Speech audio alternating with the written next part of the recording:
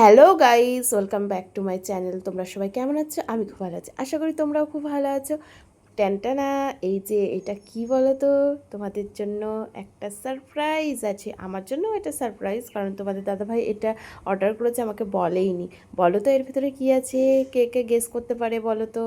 আর তাড়াতাড়ি ঝটফট করে কমেন্ট করো আমার খোলার আগে, ঠিক আছে? কমেন্টে জানাও এর ভিতরে কি থাকতে পারে। যাই থাকুক না কেন, মানে আমার একটা কাজের জিনিস। অনেক দিন ধরেই আমি তোমাদের দাদাভাইকে বলেছিলাম যে আমি ভিডিওটা করতে পারছি না ভালো করে, ক্যামেরাগুলো ভালো করে ধরতে পারছি না, তাই জন্য তোমাদের দাদাভাই আমাকে বলল ঠিক আছে, দেখছি।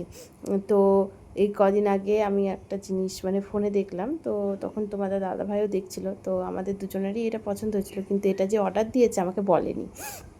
তো এই গিম্বলটা অনেক দিনেরই ইচ্ছা ছিল কেনার, তো তোমাদের দাদাভাই আমাকে গিফট করলো। ভালোই লাগছে আমার।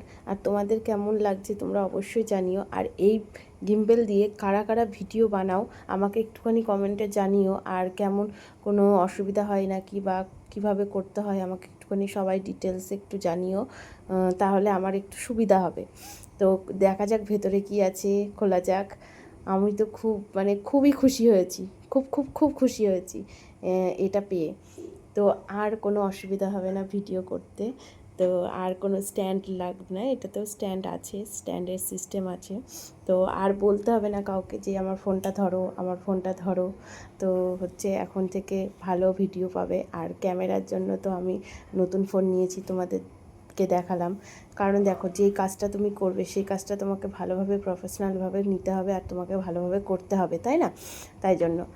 আর সবসময় শুনেছি শখের মানুষটা যদি পাশে থাকে তাহলে স্বপ্নপূরণ ঠিকই হবে।